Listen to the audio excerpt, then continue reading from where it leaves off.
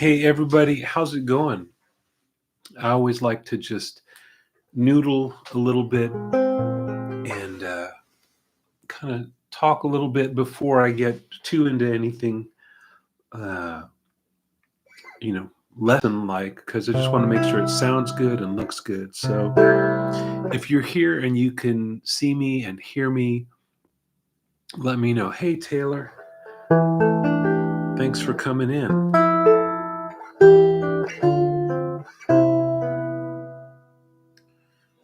Eric is here. That's cool.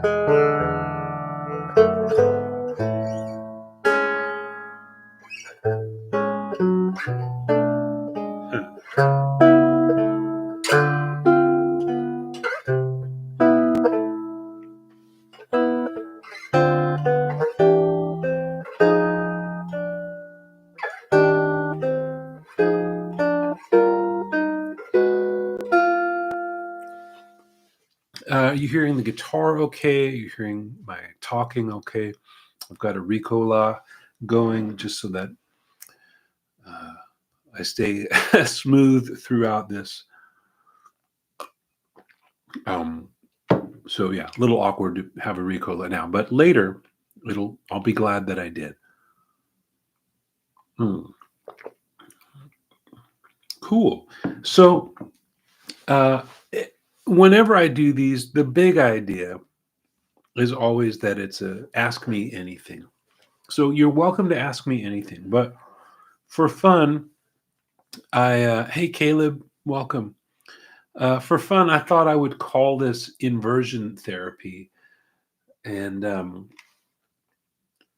we could really focus on inversions and stuff related to chords. So if you have a question that's not about inversions and chord stuff, write it down and save it for another live stream, and we'll get to it in another live stream. But I'd love to have the questions here related to the subject at hand.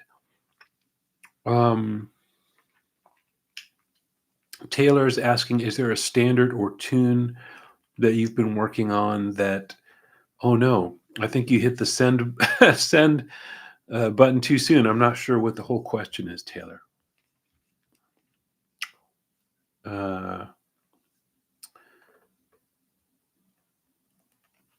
Oh, that has been helping me emphasize inversions. That is a good question. No, the tune that I've been working on most recently is Thelonious Monk's Ruby, My Dear, which there's a lot of really beautiful chords in that song, but it's mostly with roots on the bottom, so not inversions. How about you, Taylor? I'll throw it back at you. Is there a standard that you've been working on that maybe we could look at together?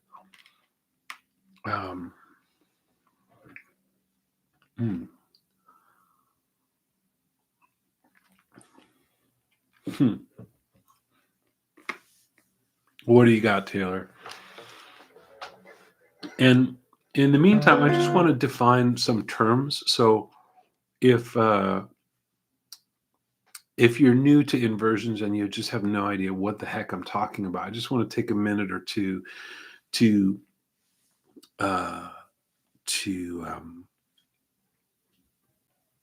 just define what are inversions and stuff. So an inversion is essentially we take a chord form. It could be 3 notes, 4 notes, 5 notes, whatever it is, and move the lowest note up an octave. So on the most simple level, if we did that with just 2 notes, and we don't usually think of inverting 2 notes, but I guess you could. So here's C and E. So I'm playing fretted C and open E. If we wanted to invert that, we'd keep E where it is and move C up an octave to here. So now they're both on the same string. We can't actually do that. We can't play 2 different notes on the same string, but we could move this open E to the fifth fret on the second string, and then have the C up here. So we could say, if we invert this, we get this. And if we invert it again, now we're going to move the E up here and relocate C to here. We wind up an octave higher than where we started. So first inversion, and then we're back where we are. Since there's only two notes, there can only be one inversion, because this would be we would say the root position of this dyad, first inversion of this dyad, and then we're back where we started, but an octave higher. So now let's look at a three-note chord and do the same thing. So here's a C triad, C, E, G. We want to move C an octave higher and keep E and G in the same sounding register, but we're going to have to move them, we're going to have to relocate them. Sometimes when I go to bed, I lay down and my cat has already gone to bed before me, and he's in my spot. And usually he's laying on top of like a little smaller blanket that's not intended for him, but is cat size, more or less. So he grabs that. So he's in my spot, but he's on this little blanket. And then I need to move him, but I always try to convince him that, no, it's the same. I'm just going to move the whole blanket over here. So it's the same. You're the same, but just over here.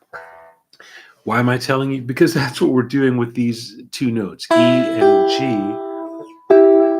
Just talk nicely to them. Tell them it's the same thing. But we have to just move you over so that we can get this C up here. So this is root position, C major, first inversion. Now C went up an octave, and now we've got E and G here. Now we're going to repeat that. E goes up here, and we've got C and G. So we've got to move the cat blanket over here. So C and G now here, E on top. This is second inversion. So remember, the dyad, if we've got two notes, we can only make one inversion. If we've got three notes, we can make two inversions. So root position, first inversion, second inversion. When we get to four-note chords, there are three inversions, and so on. So let me look. I see some questions popping up. Taylor says it might as well be spring or September in the Rain. Wow, those are some classy ballads, Taylor. Wow, you've got beautiful taste. I'm going to have to look through my books and see if I have charts for those handy. I'm going to answer Eric Morales' question. Oh, hey, Jeffrey. How can I use inversions on reggae? I'm having problems as a lead guitarist. So, man, Taylor, I'm going to push your patience a little bit and see if I can answer Eric's question, because it's a little more straightforward. Once we get into something like it might as well be spring or September in the Rain, we're going to be there for a while. So, yeah, if you're in reggae,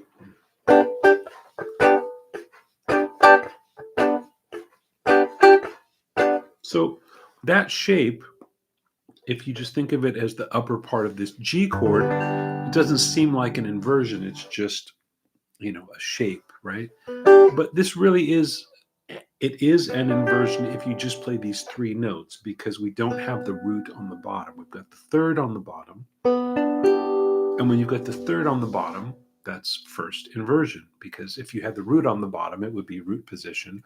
When you move the root up, the lowest note is now the third, and that's first inversion. I know it sounds confusing if you're new here, but you only have to learn this one time, and then it's going to be true forever. So, but if you were playing that and you found it was just too muddy, maybe it was getting in the way of what the other guitar player is doing or what the keyboard player is doing, you could try a higher inversion. So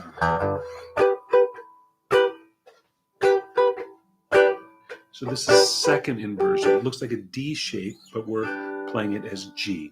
And if that was still too muddy and you wanted to go higher, you could go to root position up here. Of course, the problem might not always be that it's too muddy. It might sound actually too high up and disconnected from the music. So you might need to go to a lower down inversion, which now I'm playing root position. And now here's first inversion, but now we're on strings 4, 3, 2. So root position, first inversion, second inversion. You could even go lower. I don't think you're going to want to play down here in a reggae band, but just to be complete, that's second inversion, first inversion, second inversion, root position. So learning these inversions partly is just to get to know your guitar, but also it gives you a lot of options so that when you're arranging music for a band of any size, you can still play a chord that needs to be played, but you can put it in a place that that fits in the arrangement, so everybody's not all in the same register. Okay.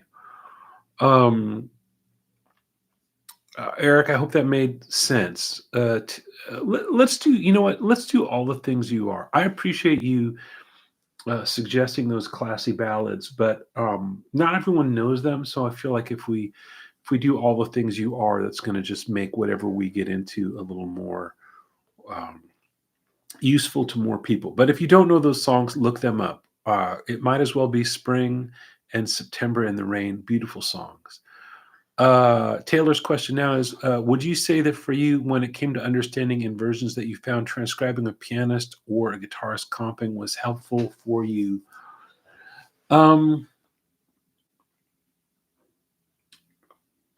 Yes. Yes. Uh, Looking at real music is always super helpful. Uh, when I'm teaching, and especially in a situation like this where um, we're not really in the room together, we can't just play. So it's a little bit lectury, even though I do love that I can get questions from you. Um, it's easy for me to get into the mindset of like, oh, there's all this information and I just want to get it across. And as a student, you might feel that way too. Oh, um, I need all this information. So, I've got to learn all my inversions and stuff. And then I'll be ready to play some music. But really, don't ever let yourself get too far away from actual music. And of course, transcribing records is a great way to get into the real music. So, what did the piano player really play? What did the guitar player really play? Later on, you might wonder, well, why did they play that? But for now, it's just enough, I think, to transcribe something.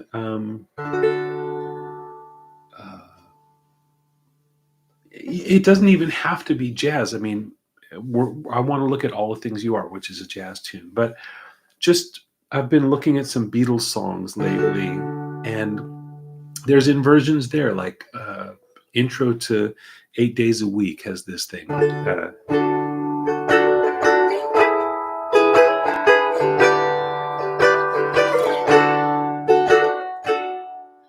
Um, so those aren't inversions; those are root position. But the fact that the D note is staying underneath it, you might be tempted to play something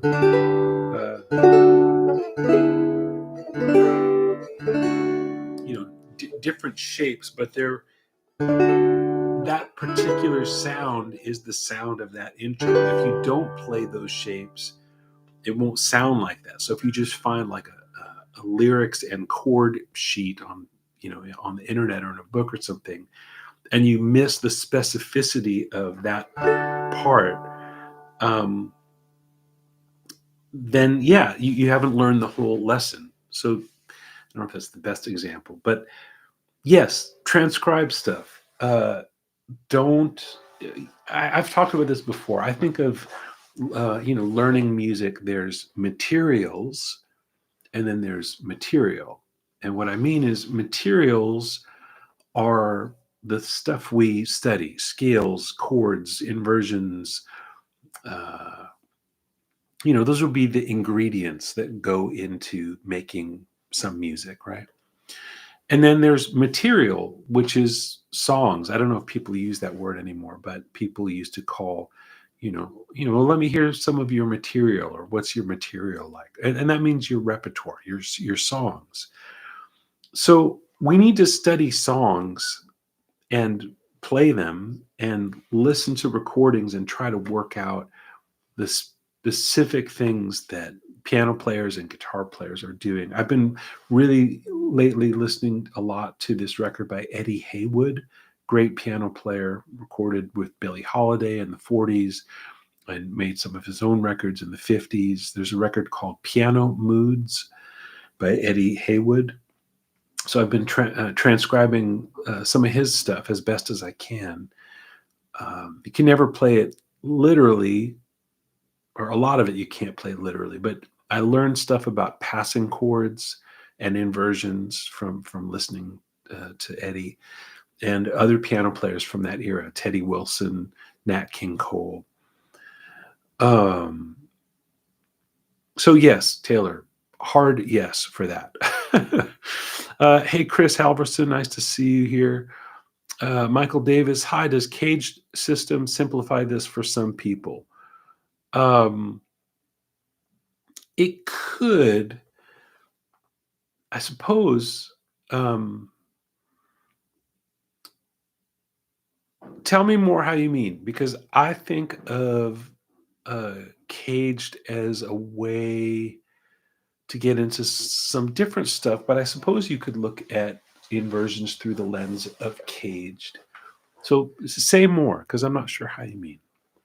Okay, so let's look at now. I don't want to keep pushing Taylor's patience. I know he can, I don't want to set him off, but let's look at all the things you are and look at it in terms of some inversions. So the song in the key that most people play, it goes F minor 7, B flat minor 7, E flat 7, A flat major 7, or could go quickly to A flat 7, D flat major 7, G7, C major 7. And then maybe I would, if there's 2 bars of C major 7, I might make the second one a C6. And as you might have noticed, hey Luna, how you doing? I used the same chord form for all of those. So root on the bottom, root 5, 7, 3. That's true here, that's true here, that's true here. That's true here, that's true here, and that's true here. Same form or same voicing. Root 5, 7, 3, or root 5, 6, 3. If you want to think in terms of inversions, we could do all of those chords as, let's say, second inversion, and that would have the 5th on the bottom. And that would sound like this.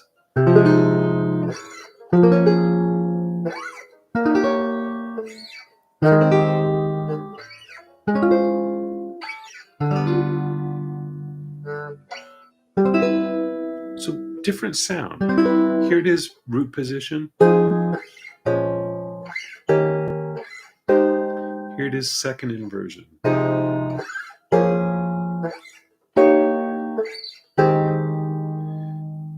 We could do first inversion. So that's F minor 7, B flat minor 7, E flat 7, A flat major 7, D flat major 7, G7, C major 7. Totally different feeling to it, all these first inversion chords. And there's third inversion with the 7 on the bottom. So F minor 7, B flat minor 7, E flat 7, A flat major 7, D flat major 7, G7, C major 7. And you could also do that on the higher string sets. So you could have the 7 on the bottom. That would be, let's see, F minor 7, B flat minor 7, E flat 7, A flat major 7, D flat, G, C. Yeah, if you're going to put the 7th on the bottom, it's going to be a little more useful if you play a slightly higher version of that. If you get down on the lower strings with the 7 in the bottom, you're really kind of going against the nature of overtones and harmony, but it can also be very beautiful. So learning all this stuff gives you these different sounds that we can play with. It's like F minor 7 isn't just one thing. F minor 7 is the notes F, A flat, C, and E. And you could organize those a lot of different ways. I mean, if we just look at it mathematically, you can organize it 24 different ways of scrambling those 4 notes. And I don't know that you need to learn all of those 24 ways to scramble the 4 notes of a chord, but it's good to know a few so that you're aware. Here's why you'd want to know a few different inversions and voicings. One is to find a good register to play in so that you're not competing with the bass player or the piano player or maybe competing with a second guitar player. But you're also not getting so high up in the sound that you're competing with the singer or horn player. We need to find a space that we can play in, and understanding inversions. One advantage to knowing all this stuff all over the fretboard is we just have options, and we can move to some different sound, some different variations without having to think too much, because once you're on the gig and the music's happening, there's no time to think. You just have to play. So that's one reason. Another is if you were working on a chord melody arrangement, a solo guitar thing, you'd want to be able to keep the melody on top. So what's an F minor 7 chord with the A flat on top? Well, here's one. Maybe there's some other ones. Let's see. What's another one? Well, we could just have the shell chord. I totally painted myself into a corner here because I can't think right now. So we'll start from where we are.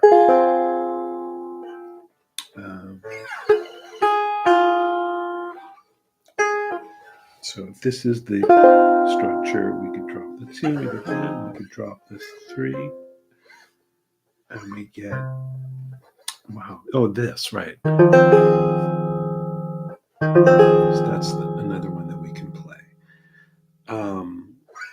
Let's see if I just start from, there's this. So all of these sounds for F minor 7, here's where we started. We also have this and this. Is that right? Is that a duplicate? No, this. All of those keep the A flat on top, but distribute the other 3 notes in a different way. So that's coming from the top down, which would be really useful in a chord melody arrangement. But another way to look at it is from the bottom up. That's also important in the inversions. So, what note is on the bottom? We could try to make it go downward. So like Here's F minor 7, B flat minor 7, E flat 7, A flat major 7, D major 7, G 7, C major 7. So we were moving things downward and watching this note go down on the A string. So knowing your inversions gives you control of the bottom end of the chord, so the bass line can be what you want it to be. You can keep the melody where you want it to be. You can move into different registers. You can have big shapes, little shapes. And as you start to practice this stuff and you transcribe and you listen, you'll start to recognize the sound of it in records. Okay, Michael Davis, Cage, thinking of the most basic inversions as shapes rather than notes, which is less music theory, but how many people think of the fretboard. So, yes, I see what you mean now. So, if we're in C shape,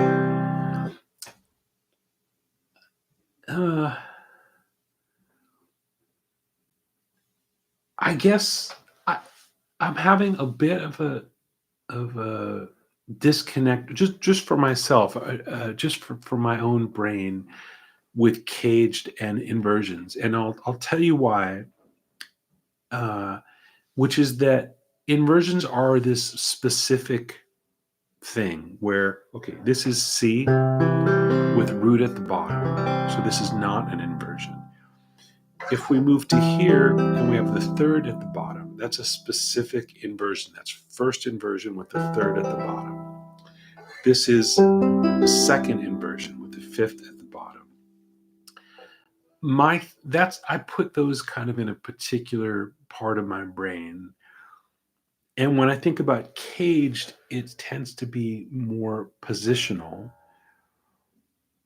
and not so, like, yes, you could do that in one without going anywhere. Sure, you could be C, that's root position, first inversion, second inversion, or second inversion down low, and then back to root position. That's in C shape. In A shape, you've got root position. I guess you could get your first inversion back here, second inversion here, and back to root position. So it's yes. I don't think of it that way, but not because it's wrong or mistaken or anything. It's just not how I think of it. But if that works for you, then that's cool. The way that I learned inversions was on one string set at a time. So like this would be the string set 1 is strings 1, 2, 3. So this would be root position, first inversion, second inversion, and then the next string set. So first inversion, second inversion, root position, first inversion. Next string set, root position, first inversion, second inversion, root position, and so on. So to me, that's really different from caged, but there is a way to do all of that stuff in a position as well in caged. So if it's helpful, use it. Yes. Okay. Good question, Michael. Taylor says, something I've been focusing on is treating the guitar like a piano and using my voicings and inversions to have a nice register placement so it's not conflicting with the other instruments. Yes, that's the whole idea of having these things at your fingertips that's a perfect application of that. Taylor, I'm curious, who are the piano players that you are listening to? And also he says, how about inversions and counterpoint? Talk a bit more about how you can use comping with voice leading that leads with contrapuntal movement. Comping with voice leading that leads with contrapuntal movement. Let's see.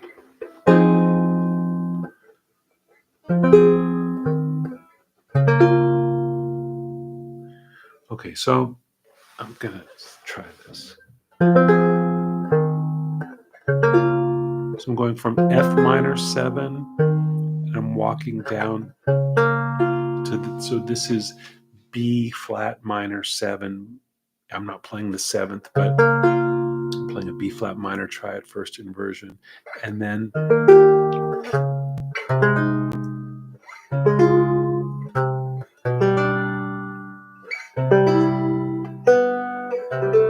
so I'll show you that again. So F minor,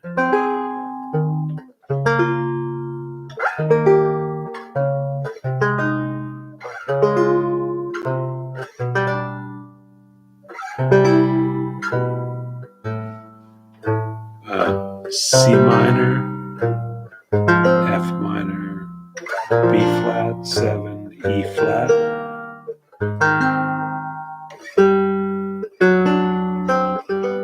So that would be a way.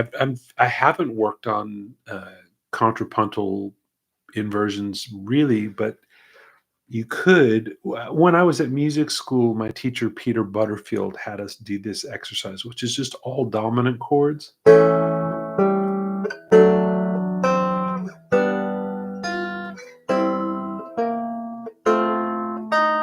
around the circle of fourths.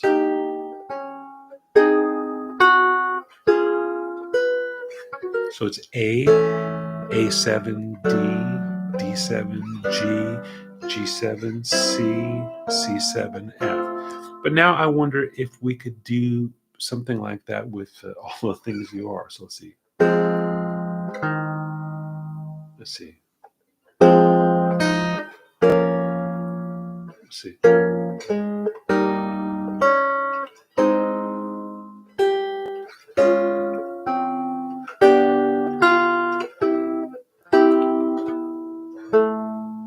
Yeah, it works. Let's see.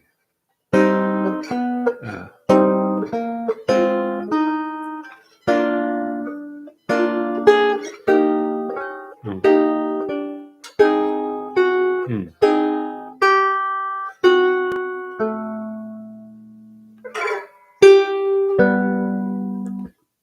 Something like that. Yeah, why not?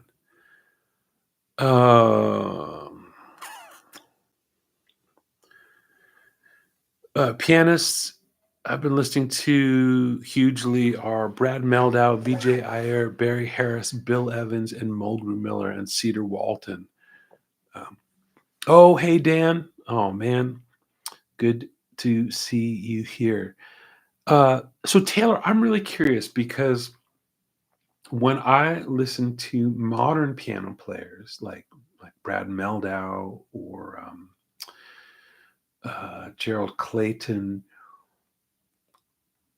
or Aaron Parks, it's harder for me to hear this stuff in their playing, though I definitely hear it in some of the older players that you mentioned, like Barry Harris and Bill Evans, and I guess in Mulgrew Miller.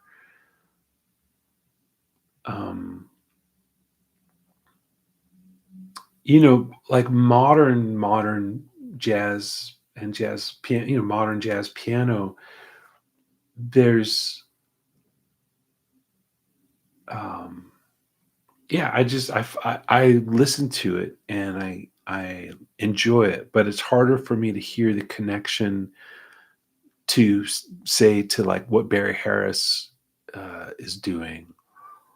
So I'm for myself tending to try to get the fundamental stuff together, and I'm not always sure where the modern sounds are coming from. Maybe I'm just not putting it together in yeah, but that's cool. You're listening. Those are some of the greatest that you're listening to. I just saw this video of Barry Harris teaching, working. It's a video of him and one of his students who's kind of interviewing him and taking a lesson. And he showed this exercise. It's not so much about inversions, but it is about. It's not even counterpoint exactly, but it's about things that move. So the idea would be like take F major 7 and and walk up 1, 2, 3, and have the 7 go down to the 6 in each of those. So, and here normally we'd go to B flat major 7 because we're in the key of F. But in this exercise, Barry Harris went to a 4 minor, and now this becomes 2 of A flat. And we start again. And then the D flat is minor, and that becomes 2 of B. And then the E becomes minor, and that becomes 2 of D.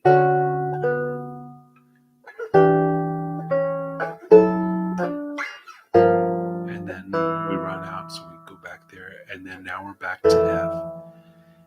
And I thought that was a beautiful way to get through some different keys. On the piano, that's even harder. On the guitar, once you can do it in one key, we're just moving up 3 frets, and it's pretty easy. But it's a beautiful sound anyway. So not specifically, it's not inversions. I suppose you could do it. Let's see. Let's see. What if I put the 5th on top and lose the root at the bottom?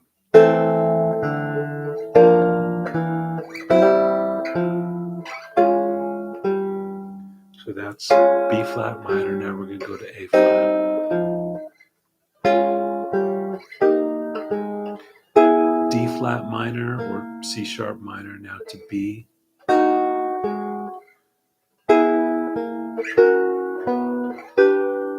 So yeah, you could totally do that as an inversion with no root at the bottom and with the 5th on top above the 3 and the 7. And then there was another variation. I haven't worked out great fingerings for these.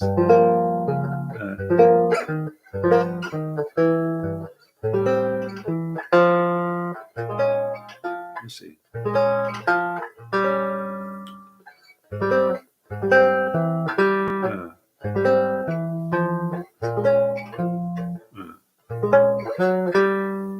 And so on. So, I'd have to work out practical fingering so that it moves.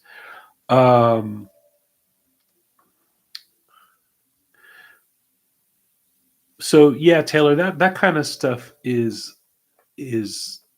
I think super valuable on the guitar to do. So learn the Barry Harris chordal stuff on the guitar, 6th scale degree practice. Mike says it's 9 p.m. here in the UK and I'm nursing a festive full belly. Oh, good for you. Well, here's to you, Mike. I'm glad I'm glad you had a festive Christmas. What was your main thing? Did you have some kind of roast, a turkey or roast beef or lamb or a goose or tofu? What's your belly full of?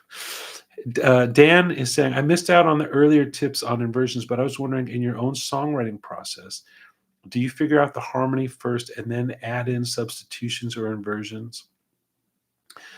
So that's an interesting question. So Dan's asking in regard to songwriting, how I think of this stuff. I'm going to read the question first so that I'm going to read the question again, make sure I don't go off on a tangent. Do you figure out the harmony first and then add in substitutions or inversions?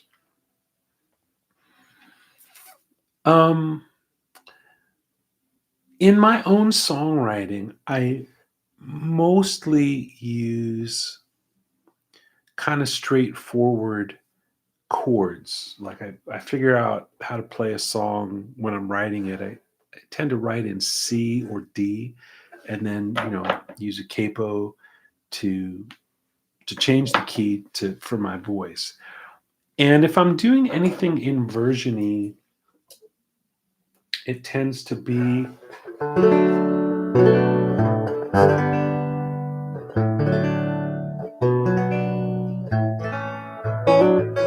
like, here's a song of mine called Little Bit of Sunday Morning on Saturday Night. Dressed to the nines in her own designs, even the righteous sneak a second look. She believes in things we cannot see, though she's never read the book. The halo made of smoke with an angel lost in drunken flight.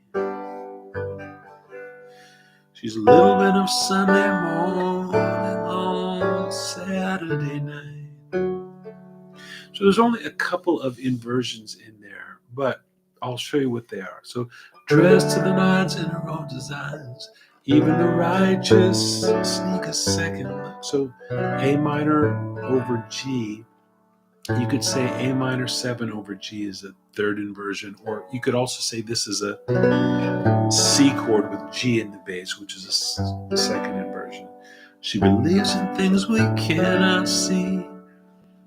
That's C over G, A minor. She's never read the book. Halo made of smoke rings, an angel. Now C over E going to F. Halo made of smoke rings, an angel lost in drunken flight. She's a little bit of Sunday morning, C over G, then straight G. So that was, to me, driven by what I want to have happen in the bass. So dressed to the nines in her own design, even the righteous sneak a second look. She believes in things we cannot see, though she's never read the book. The halo made of smoke rings, an angel lost in drunken flight.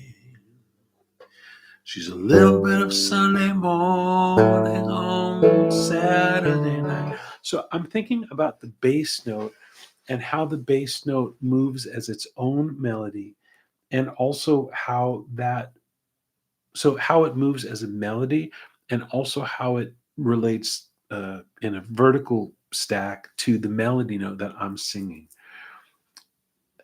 I'm not a bass player, but my musical DNA is very, very, very much the Beatles. Uh, and Paul McCartney is so specific about his bass note choices, especially later on, but even early. Um, so the inversions for me in my songwriting come out of basically figuring out the bass note that I want and then setting the chord on top of it. So that's how inversions work in my songwriting process. Uh, I've just been thinking about the Beatles and slash chords, really, which is related to inversions. But I noticed, like, at the end of "With a Little Help from My Friends," there's this beautiful thing. From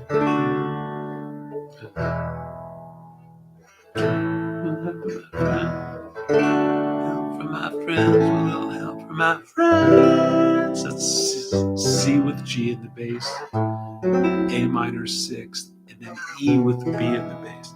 Little help from my friends.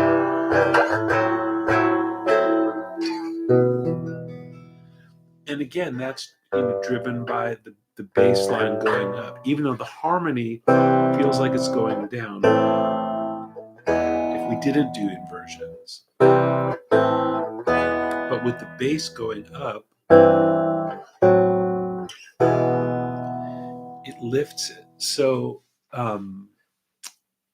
that's probably informed my songwriting more than anything coming from jazz. Meat sweats from Goose. I love it, Mike. Man. Yes. Jagoda says, "Can you talk about Are You Lonesome Tonight when you played it with Nora Jones?" Um, a little bit. I don't have that in my brain. Um,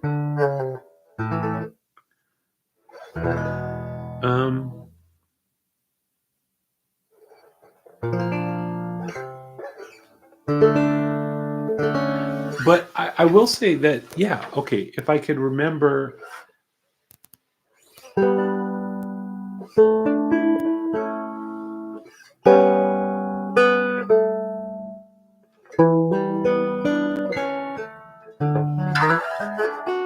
I think it's in D. It might be in E flat. I'll do it in D. Where inversions came into play for me on that was my chord, my guitar solo in the middle of that. If people don't know what this recording is, it's not on a Nora record, but about 20 years ago, uh, there was um, Nora was asked to cover an Elvis song to celebrate some anniversary of something Elvis related, and she did "Are You Lonesome Tonight?" And we recorded a video at. Um, if somebody here is a U2 fan, they'll know what I'm talking about. We were in Dublin, I think. Is that right? And where U2 recorded some of their records, and they have a studio. Is it Windmill Lane? Anyway, we recorded this video there, and I take a guitar solo in it that's not a melody solo, but is a chordal solo. And so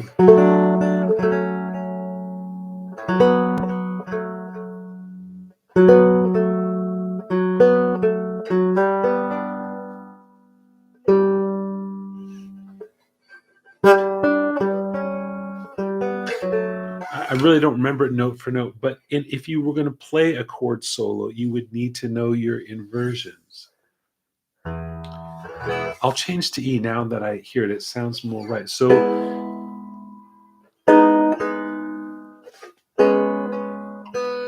like I'm thinking about this E triad,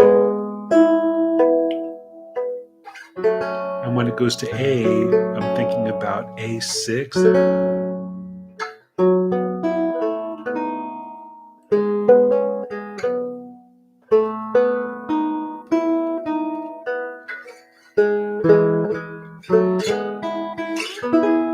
So I'm trying to remember exactly what I played, but instead of that, let me just show you my approach, which maybe I can do more authentically at the moment. So I might play to.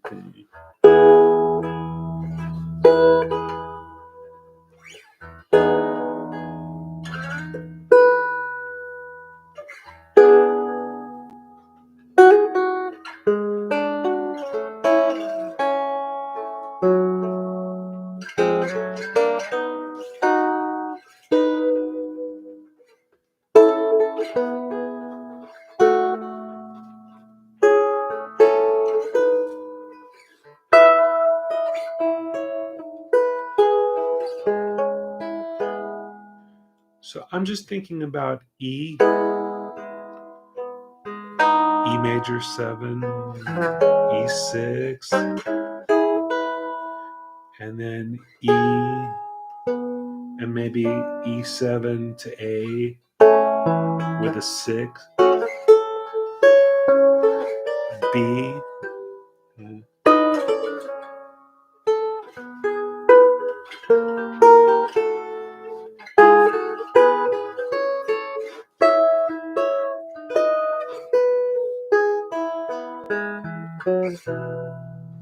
Just thinking about the chords of the song and the melody of the song, moving triads, thinking about the top note of the triad. And in order to focus on the top note, I've got to know my inversion. So I'm not thinking from the bottom up, I'm thinking from the top down. Top down.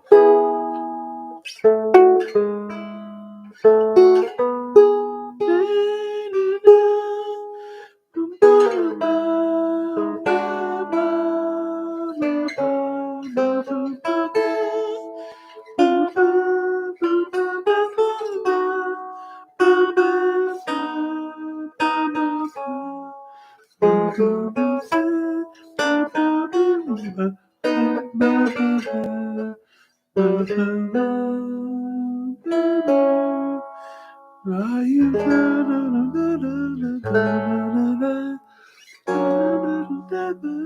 now she came back into that section. So I'll try one more time.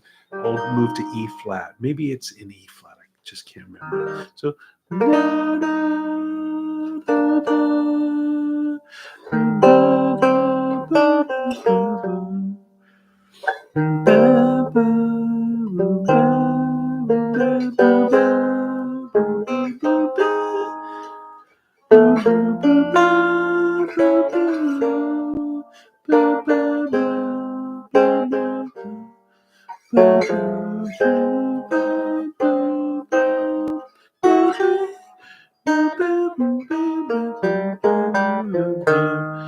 I'm thinking melodically and just hanging the triads off of the melody that I'm improvising. I hope that makes sense.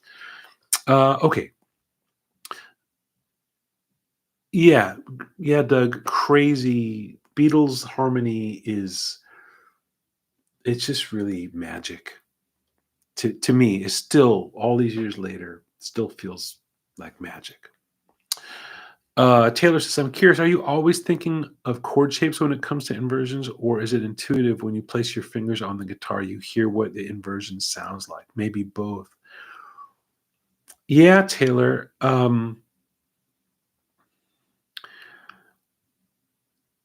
really thinking melody down, and when I try to find the right inversion, if you lead with the melody, then there's not usually that many options. It's just really about dispersion. And like if I was thinking about if I was listening to a recording and transcribing it, and I could tell, okay, it's just some kind of A7 chord that is on the record, and I can hear that A is on top, and I can hear that it has a dominant 7 quality, but it's not altered. It's just, and that's presuming a lot, that you can hear that it's A7, that you can hear that the A is on top, and you can hear that it doesn't have like a flat 5 or other alteration. Not everybody's going to hear that, but I can hear that much. So once I know that, then the inversions are going to be, if it's something that a guitar player played, it's going to be easier for me to figure out, because there's the mechanics of the human hand and the guitar tuning and stuff. So if it's A7 not altered with A on top, and I'm pretty sure it was played here and not here, then my options are going to be this. It might have the 13 in it. Sometimes it's that. Sometimes it's this. Sometimes it's this.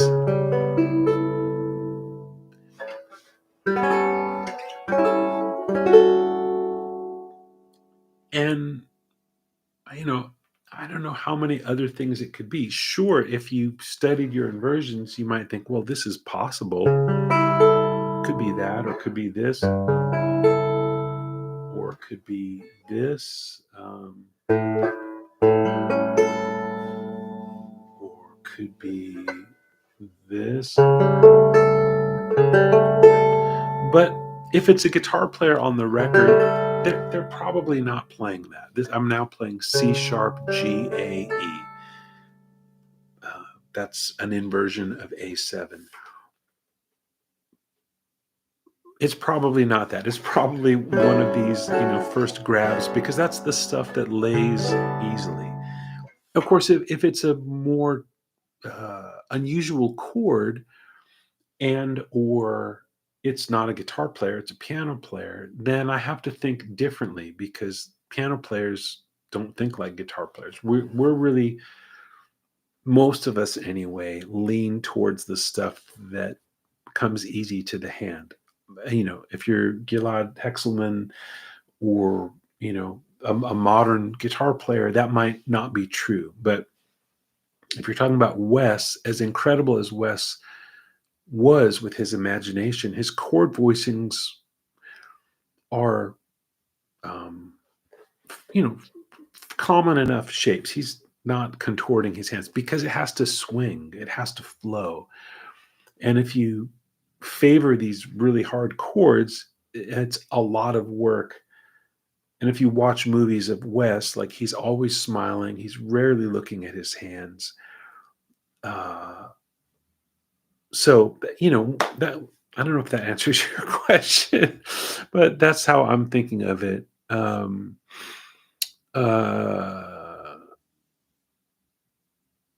Doug says, curious how or if you use inversions to smooth out modulations and key changes. Yeah, all the time. Like all the time. Um,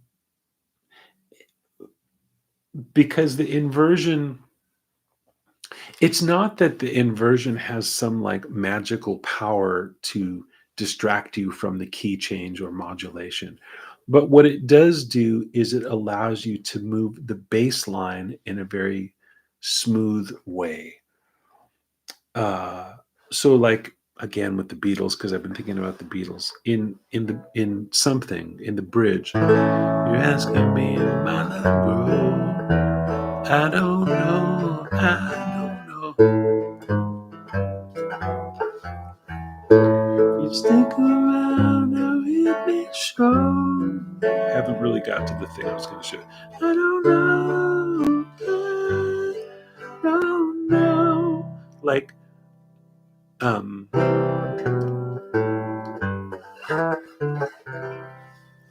I guess it's not inversions that makes that work. It's the commonality of those two keys of C major and A major. The verse is in C major, the bridge is in A major. And most often in a song like that modulates to go to a new section, the melody note is something in common, and then we're kind of changing what's happening underneath that. So it's a little bit like, hey, here's this pretty shiny thing that you've been listening to for the last 30 seconds. Keep looking at that, and then like, but behind my back, I'm doing some magic so that I can change things up and surprise you. So yeah, learning about inversions definitely makes modulations and key changes more smooth. If you look at Bach, that happens in Bach. If you look at the Beatles, that happens in the Beatles. But the inversion stuff is only part. Yeah, it's only part of it. What you're really doing is you're kind of playing with the outer part of it, which is here's the melody, here's the bass line, and if I can keep one or both of those on track, if I can keep the bass line in the key or the melody in the key and change the other thing, and then do some funny business, some jiggery pokery in the middle, then that's where it happens. So I'll go back to all the things you are, because that has a neat key change, and I'll see if I can smooth it out with inversions or really with voice leading. So, so D flat major 7 to G7. If I just go D flat major 7 to G7 and then to C, that D flat to G is pretty abrupt. But if I voice lead it, that's now root position D flat major 7, second inversion G7, root position C. That really smooths that out.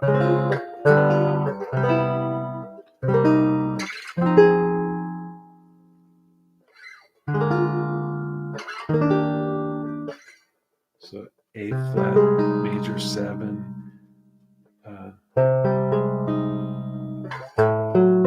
D7, G major 7. Yeah. So understanding that stuff really does help you move more freely. Uh, Taylor is asking a Ted Green question. Andy says, "Can you play Silent Night if you have some of your own arrangements? Love this song." Um, Taylor, no, Ted did not specifically give me anything to work on in terms of applications of inversions. I mean, it was baked into a lot of the stuff we worked on, but I never went to Ted and said, "Hey, let's talk about inversions." And he never said to me, "Hey, kid, it's time for you to learn your inversions." But of course, that stuff came into play in so many of the things that we did, which is really just about all the stuff I've been talking about: voice leading, register, doing something that's a little that could be jarring if you don't know a smooth way to do it. Um, Andy asked for Silent Night. I don't have an arrangement of it, but I'm glad to see if I can play it. Let's see.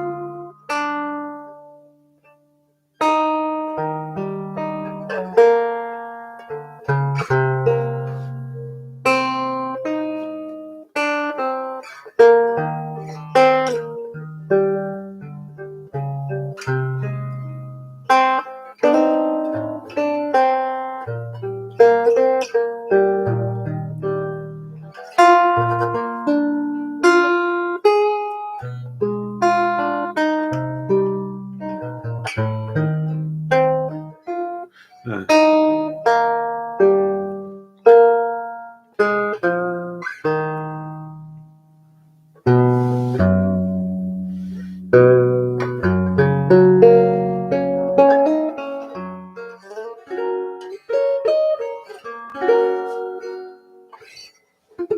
hmm.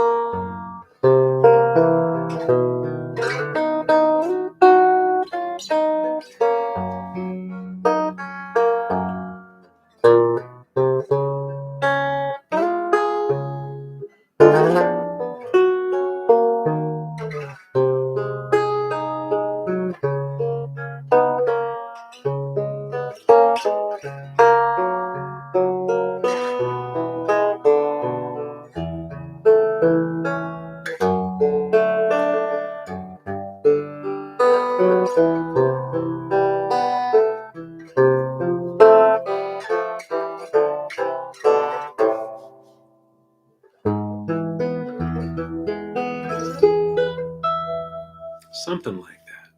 Just, I don't know, trying to find something.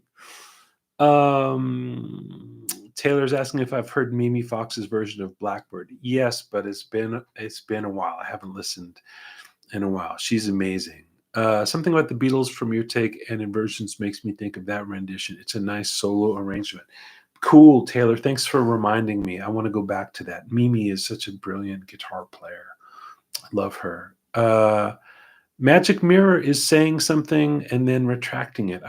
What are you tell me? What are you getting at, Magic Mirror? I wanna know. When I look up, I'm not seeing it. I see message retracted. Captain Shredder, um, he was smiling because he didn't have to go to his wedding gig anymore. I love it. Yeah. Woo. Um, oh, hey, Johan. Good to see you here.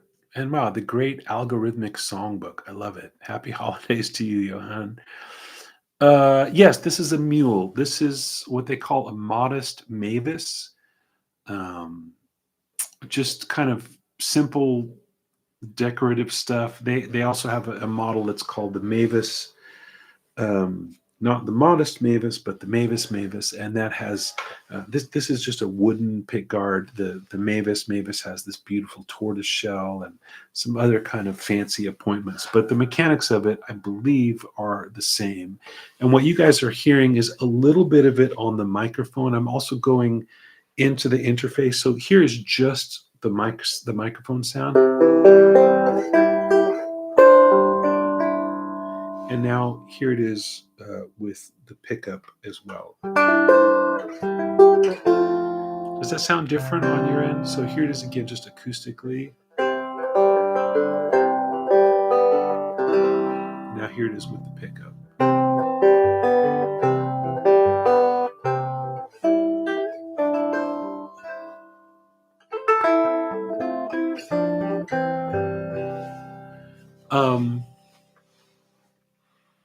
Yeah, gosh, I've been at this for more than an hour, so maybe I'll wind it down. My intention for this was to talk about inversions. I know we got into other stuff, and I don't think there's any way to talk about inversions in the abstract. When you're talking about inversions, you're also talking about voice leading.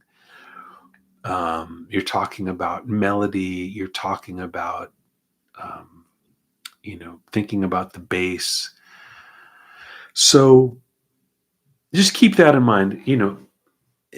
Any musical concept, it's hard to talk about just one thing at a time.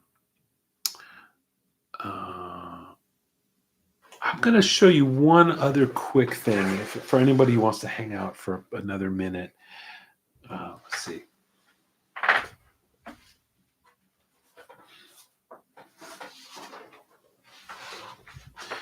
This is now we're just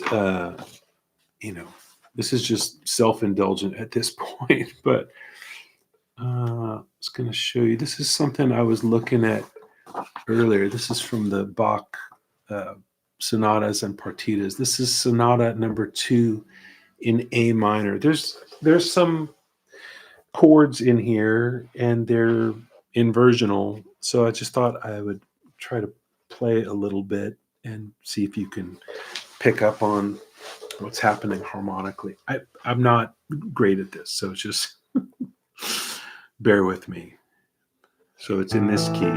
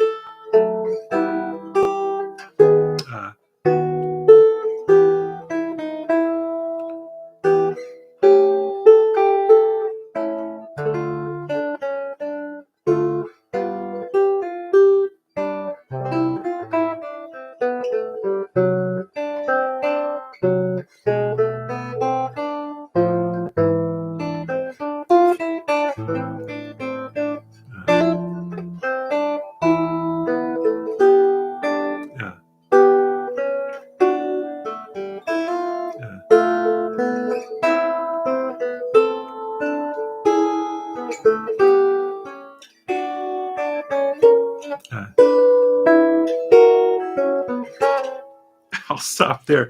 But there's lots of chord. I'll just try to call this out as I go. So starting from the beginning, this is just A minor.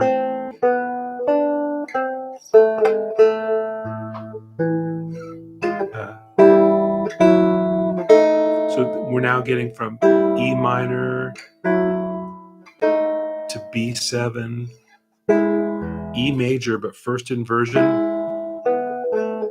E minor, first inversion, D, first inversion, D minor, first inversion, C, first inversion.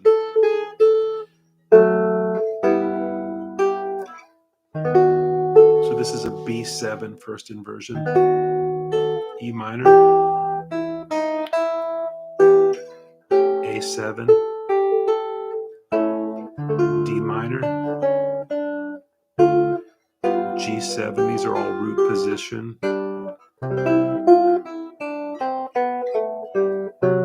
This is a D7 third inversion because it's got the 7 in the bottom. E, second inversion with B on the bottom.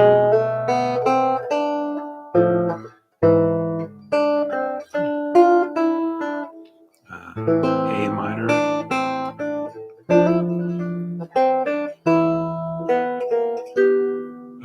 Sorry.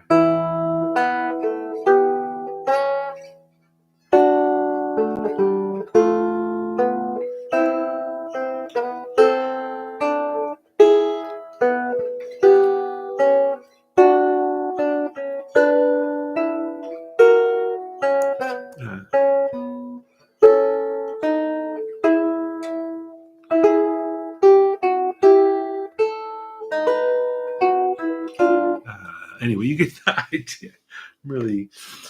I'm making a lot of mistakes, but like if you want to analyze this piece, if you didn't understand inversions, you would have a hard time because you would be naming chords always from the bottom up. You would just always assume, like, for example, this is measure 18.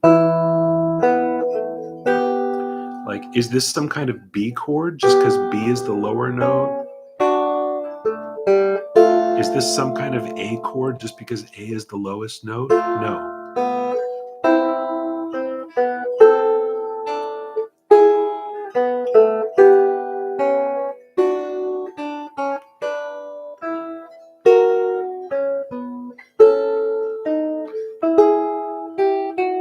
Is that right? Yeah. Is this some kind of D sharp chord just because D sharp is the lowest note? No.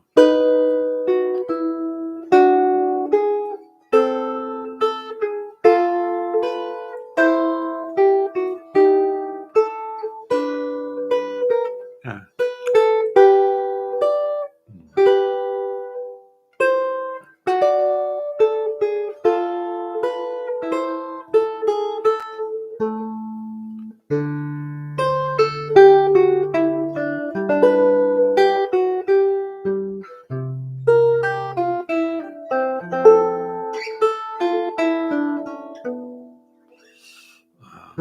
Is this some kind of E chord just because E is the lowest note? No. And so on.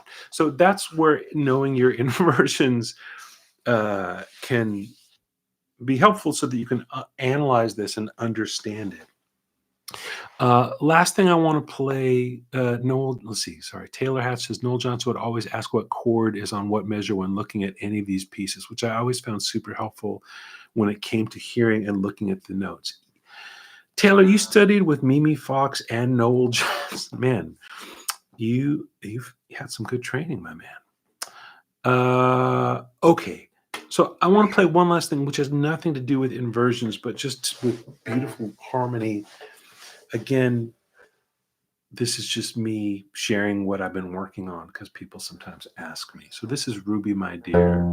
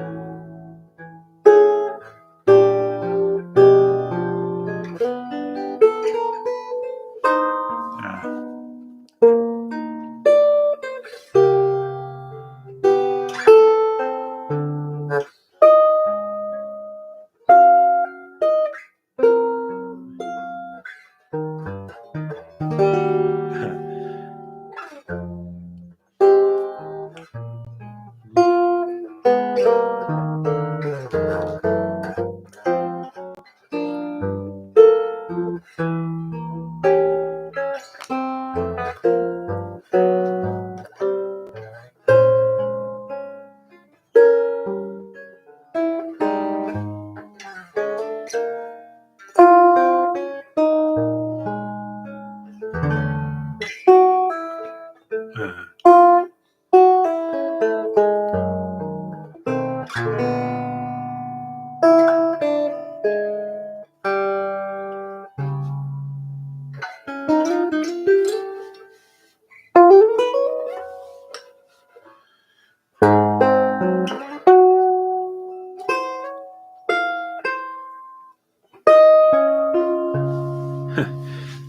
just, yeah, sort of, kind of.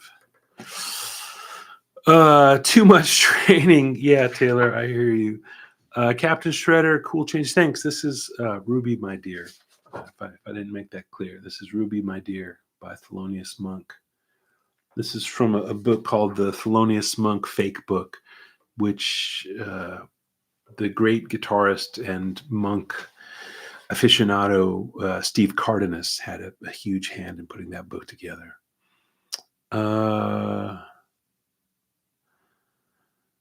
Mike Blue, I learned by watching. It took me years to figure out that A flat minor was actually an E major 7. Yeah.